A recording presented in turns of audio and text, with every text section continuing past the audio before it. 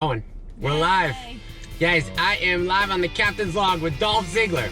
Do you always go by Dolph no matter what? It depends. If I'm checking into a hotel, he's a fake name. You do? Well, just you if use it's like Ziggler Dolph? An hourly one. Yeah. Sometimes you go by Brent, right? Brent sometimes. Yeah. Really? Yeah. Like a show in Arizona, this guy comes up and he goes, "Oh, big fan. Brent, right?" That was the best thing that's ever happened to me. In my phone, he's Brent. Brent's a good, that's a good way to The go. guy went up and it was like, she made it a little quicker. He gushed about stats and things that he knew and titles. All your stuff. He goes, "I'm a big fan. Brent, right?" That's the greatest thing. Did he have the stats right? He had everything. He had everything right. He knew what it was, and he just called me Brent. And there's not even like a wrestling guy named Brent. Yeah. I don't know where Brent goes. Maybe he wanted like Brett.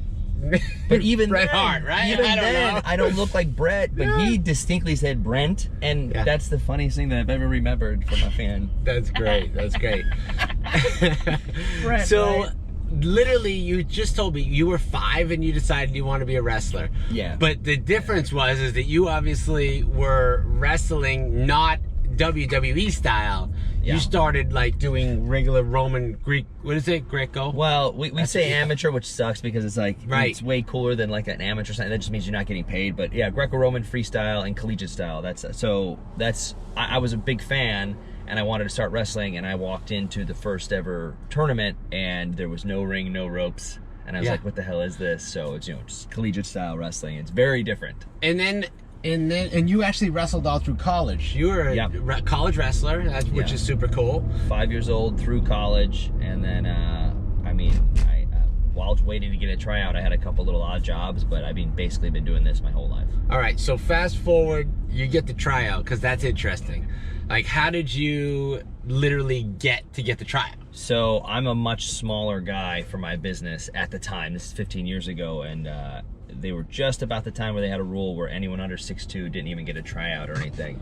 So I went to a pretty prestigious wrestling high school, and through our coaches and our coaching staff and having connections, just to shake hands with somebody at WWE, because Gerald Briscoe is a Oklahoma State guy, and he was our behind the scenes guy. He was a real tough, what we call a shooter in the business, and he's a real wrestler, but also behind the scenes and in the ring he was a tough guy too. So he was one of those guys who had the credentials to back up what he did, and he worked through WWE, and I met him through a coach of mine through St. Ed's, and I just got to shake hands and come watch a show, and talk to someone for about 5 minutes and told them how much I loved it and what I was doing. They said, "Hey, keep doing what you're doing, when you graduate, maybe we'll give you a call or something." And did you think that was a real they blew you off, or that was a real deal? They gave us tickets and talked to me for a few minutes. I go, you know what? I felt like it was real because there was a real connection with looking for some people in this reality era who actually had the credentials to back stuff up. So no matter how small I was,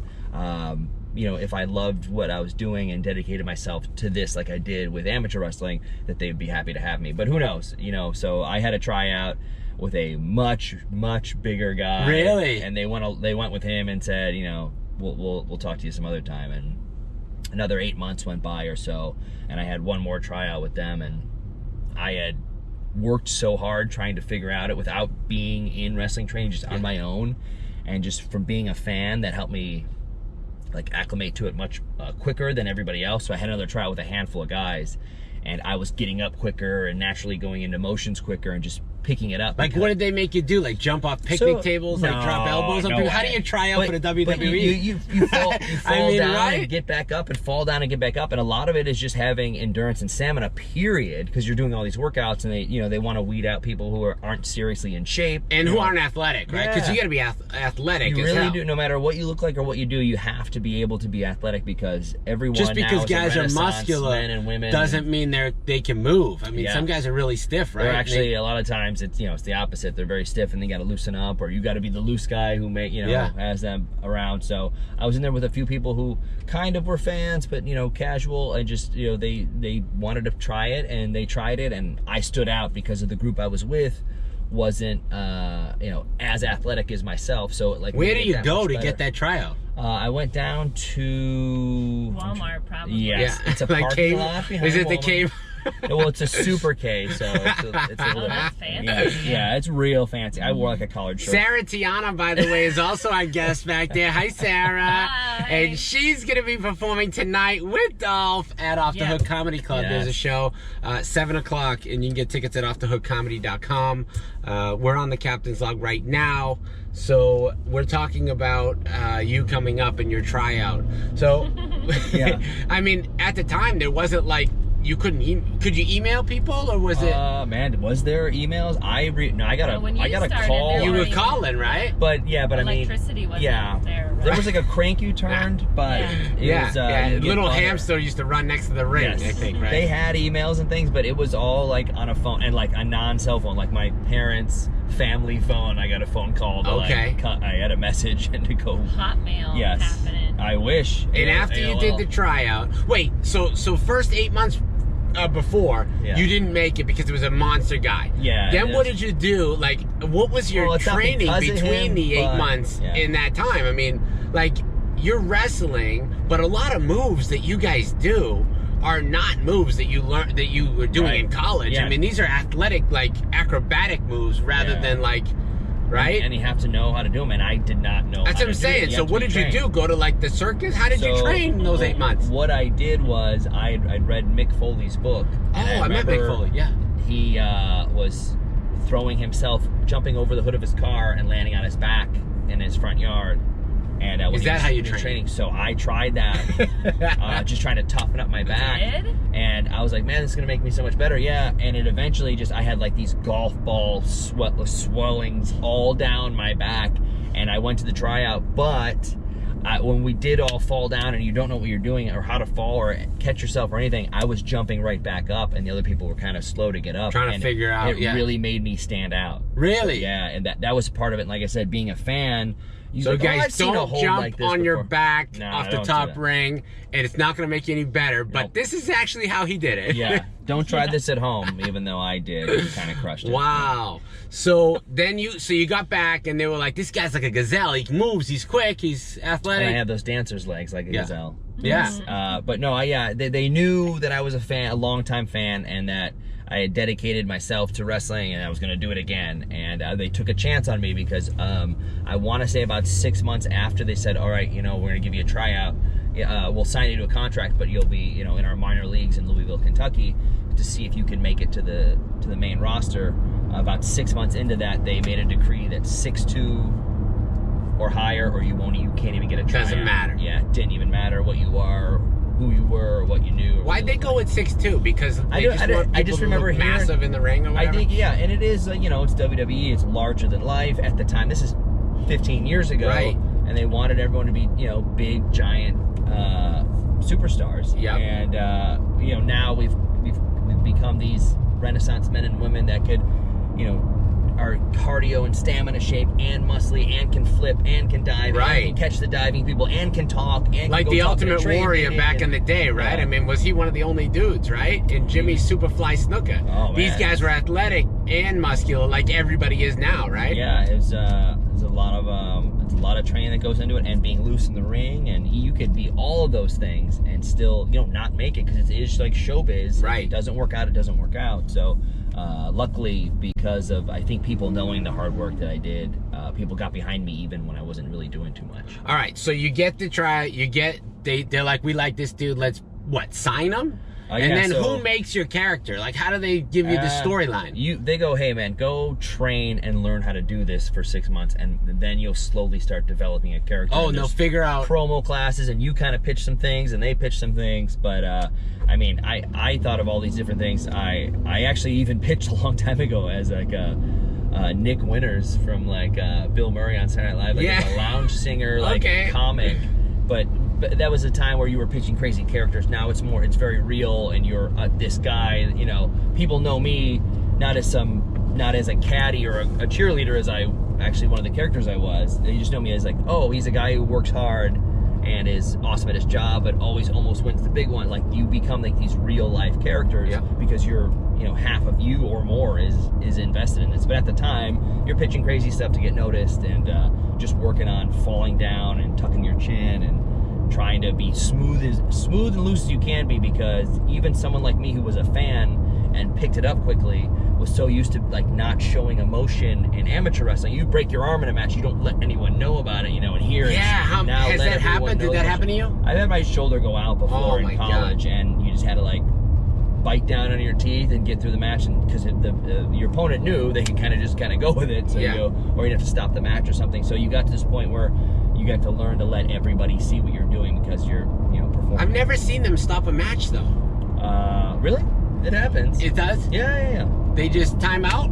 No, I mean, if somebody gets busted, it's almost along the lines of MMA, like to where if someone's knocked out or blood's gushing somewhere, or something like that, they'll stop it just to check, to make sure you can still continue. All right, so now you go through the 6 months of training, you come out. Is that your rival in town, Captain Bob? That guy, I tell you right now, I don't know. This guy's an imposter, I think. Yep. We just passed a truck that's like, this guy's like does fire cleanup for like emergencies. Yes. But he's smoking, like chain smoking cigarettes. And then, like, welcome to Florida. Welcome to Florida. Like creating the problem so that he can solve it. It's an inside job. Yeah, I like that. Guarantees he always has work. Oh, there he is. There he is. Really? The fire service guy. See? He's smoking and picking his nose. Yay. So you get 6 months. Did you learn? Obviously, you learned a crap load during those 6 months. But how did you feel athletically? Like, were they doing way more training than you normally did, or? No, I feel like I've had the stamina I've had from. I went to a pretty cool, pretty awesome high school, St. Ed's, and there in Cleveland, Ohio, where we were pushed to be in the best possible shape all year round to wrestle and do other sports, to where I feel like I kept that with me my whole life, because I never stopped training like that. So we had it was like 5 days a week we'd have something, but I was coming in not from doing the independents, not from having any prior experience, and I wanted to learn as much as possible. So I was coming in early in the morning with a friend of mine, and he was training me the basics. So you were putting in extra hours. Then I would do our normal class, then everyone would go home, and I'd come back at night and work on it with a different coach, just so I could put 3 years into 6 months of just trying to get as awesome as I could. And I've been doing that ever since. And then does Vince just come down and be like, okay, let's get this guy going, he's ready to go? How is that? There's in-betweens. Yeah, I mean, meeting him was a crazy thing, and it took a while. I was like 8-10 months in before I even met him, but because there's so many in-betweens. Do they pay you during that time? Sometimes yes, sometimes no. I was under contract, so I was being paid, so I wouldn't have to get a side job. And did you have this long, sexy hair at the time, or did you start growing it out? I had a military flat top for like 25 years. Okay, yeah. Okay. And once I did a character as I came up as a caddy and a cheerleader, and once those were over with, then I started growing my hair out to just do something to have a different look. Yeah. And meeting Vince, like, is it like he flies in his private jet and like, okay, you're gonna meet Vince right now? That might have happened in some other eras or times, something. But I was called up to our Monday Night Raw, our TV show, and I was called up to just go meet him in between him getting ready for the show and getting everything done. Were you on the bill that night? Did I say the right thing? Sure. On the bill, marquee. I know nothing about what I'm saying. It's a card usually. Okay, on the card. Like a comedy card that you set up a lineup. Okay. No, but I was just there to meet and say he had an idea for us or something, and that's where we met him. And he was. Do all the ideas come from him and trickle down, or no? I feel like there's groups and groups of people around him, and he throws ideas out, and they throw them off him, and he's still the boss, and he runs everything, and he puts his stamp on every little piece that happens. But there's some people around him that he asks for ideas and tries things out, or the talent pitch ideas all the time. Yeah. So. And when you're in a talent, like when you're pitching, okay, so this is the question. You're pitching the fight. Do you guys pitch like a match as well, or do those get already set up and then you know what's going to happen? It really depends. If you're good at this or you know what you're doing, you pitch a story or a 6-month thing of like, here's the idea, and you almost like you're pitching a movie, and then you fit in, here's where this match could go, and here's where this one would be, and then we could lead and build up after 3 months to a steel cage match, or you tell the story where there's ups and downs, and you hope that they take it and use it, and sometimes it's modified, sometimes it's totally different. But the idea is to always give those ideas in there just in case you're doing something you don't want to do. You go, here's these 20 other options I have. What do you think? And maybe they'll still go with their idea, but you never know. What about the sportsmanship, like between the different wrestlers? Like, like in in different sports, they respect the opponent, but they also usually hate them. Like I played baseball in college. I was the guy that they hated to play against, but they loved to play with. Like, so you have guys at the end, you'll shake their hand, but before the game, like, I want to spit on them. Like, how does that feel? I feel like in the 80s and 90s, it was more like that. It was a little more Wild West kind of, people not knowing, you know, who was trying to screw them over in the ring or something like that, or, you know, take advantage of them or break their arm or something. Right. This is a traveling team family dynamic to where you guys we're all travel watching each other's back. Together? No, but we go city to city, you know, in groups or by ourselves or whatever, but you know that we're out there to put on a great show. That's right. And make it great. So even if someone's being unprofessional, if you've been around long enough and you're good enough, you make up for it by making sure nothing happens in the ring and you can take care of it backstage or something like that. And it is a show. I mean, you guys are like world-class entertainers now. It's amazing. We have a pretty good the level that's come from, right? Yeah, it really it did. You know, in the 80s, sometimes it was a big, strong guy who couldn't move around too much, and sometimes there'd be some small guy flying around. But now it's, I said before,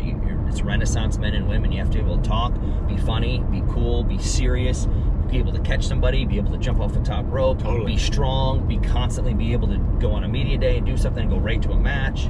They must teach. Do they teach you, like, do they give you media kind of skills on how to be like more charismatic? I mean, because the personas are bigger than life, like some of these guys, especially you. Yeah, and sometimes that's the case, and sometimes there's classes, and now they have NXT, which is this world-class entire like arena of their own to train with, you know, people working on the microphone and people working on characters and people working on the wrestling. And it's just amazing facility that they have now. But they must also incorporate like gymnastics kind of moves or whatever, right? I mean, remember when I was don't learn that stuff just hanging out. Like, how do you know? Because I went on the ring once and I banged off the ring. Who let you in the ring? in the Boston Garden. Oh my God! And I was in the ring. Sold out? It was sold out, yeah. I was given like one of these kind of things, you know. I wanted to hit the fans. Yeah. I bounced off the ropes. I was like, damn, that thing didn't move. Yeah, those What is up with that? People think those ropes are like sprint, like they are not very movable. It's a tight rope. Tight as hell. You're bouncing off it. We need to have someone like the Big Show who's 500 pounds be able to bounce off it also. So, and you know, without snapping or breaking. It's like a steel guard. I was like, that is not what I imagined. When you're first getting into it and you're hitting the ropes a bunch of times a day, you eventually develop like this big patch of bruise and callus down your side. I can imagine. To where you get used to it after a couple months, but it takes a little bit. Because what's the tension on those things? It's always the same, right? Really, yeah, it depends. Sometimes it's a traveling thing, so sometimes like, hey guys, watch it, the ropes are a little bit loose tonight, or hey, can you tighten them up, we can fix them. But for the most part, it's very similar all the way through, and you get used to it and you know it. Or if you're a pro, when you go out there during your entrance, you kind of give a little tug just to let them know where they are, just so you feel it, so you get an idea. So you always know where you are and what's going on. Were you surprised when you hit the rope that they weren't like this? Oh, sure. I didn't know when anything was. I hit the rope and I was like, what the hell? Yeah. It felt like a wall. Yeah. Like I was like, no, this didn't move. I was kind of barely hitting it, and I'm not a bigger guy, so I don't think it moved an inch. Yeah, it's pretty. I was shocked. Then you get used to it to where you know you got to pop into them so you can pop out of there and go into something. So I mean, that's just one of the million things that you got to learn, and that's what we're constantly telling people: don't try this at home or like the backyard stuff, because people can get hurt really bad. And like even a fan like me who was training for months, I don't know everything. I'm learning something new every day, and it's been 15 years, you know. That's amazing. So when did you decide you were going to be a stand-up comic? I mean, you had a passion for it. You told me like you started out kind of thinking that almost was your character at the beginning. Yeah, well, that's something I tried. Just something for, I want to say for 15 years or so, I've been filling up notebooks with just, you know, not just wrestling stuff, because I have a weird job and you bump into crazy people and you're constantly in airports and living a weird life, but just constantly, you know, I'm someone who is annoyed by everybody all day long, every little thing that happens to me. So I was writing down things about happening at work, but mostly like I'm at Chipotle and someone cut me in line or someone did something different, and it's like, this is the stand-up comedy part where your real life that's driving you insane, and it's like the wrestling part was keeping me sane and keeping me, I can get out my aggression. But filling up the notebooks and constantly, you know, running ideas by people and just looking up to comics my whole life, and like someone like Andy Kaufman, to where he did a little bit, you know, of comedy and wrestling, and was a genius about it. And I read books about him and I go, this is very interesting. And then you find a way to where you can not trick people, but where you can make it more real than other people can, and you can blur lines and And when people aren't sure if this is part of the show or if this is real, it becomes an art. And then longevity. Like, you can obviously be a stand-up comic a hell of a lot longer than you can run around in this ring. I mean, that has got to be taxing on your body, right? It really Sarah, is, me and you getting in the ring, right? Imagine, damn. No way. I feel like Sarah would be good. Yeah? Yeah. In the ring? She probably has a good A ring's not in order for me in any elbow way. drop or something. Don't you feel like punching me all the time? Yeah, I do punch you, and not even in the ring. But see, if you did it in the ring, it'd be worth so much more money. You should punch up your jokes. Oh, Sarah. That's your great. jokes are That's good. great. Everybody should see that. Like, Well, we're going to see you tonight at Off the Hook Comedy Club, Yeah. 7 o'clock. There's a meet and greet at 6 o'clock. You can get tickets for it off offthehookcomedy.com. And if you're a family or there's some little kids and you're not allowed into the club, that's right. During the show, that's why we do the meet and greet ahead of time at 6 o'clock. Yes. So we can have some kids and because I always have people reaching out going, I have these little kids, I have my family with me, they want to do this. Come to 6 o'clock, we'll do the VIP meet and greet, and then we'll get to the show. And you get first dibs at merch if you come to the VIP meet. Oh, what kind of merch do we have? I'm wearing a shirt right now. Oh, hey. Easy Sarah Tiana rock and roll cupcake one. I love it. Yeah. We have shirts and hats, and it's really cool because with WWE, I don't have a lot of cool merchandise, so I went out and made my own. And Good. It's my favorite stuff, and my fans dig it, and I dig it, and that's the most important part. That's the way to go, because then you get to meet. People feel more like they're satisfied. They got the whole package when they get merch and everything. Yeah, it's cool. Yeah, it shows that you're not just going to WWE shows and coming to these comedy shows. You're always really fun. The VIP is second little part compared to live, right? As long as nobody's filming, you can go off the top and say whatever you want. And I wrote the other fans or anything. Everyone's there. Oh, I love it. Everyone's not saying anything. Just passing it off to Sarah. Takes all the Great.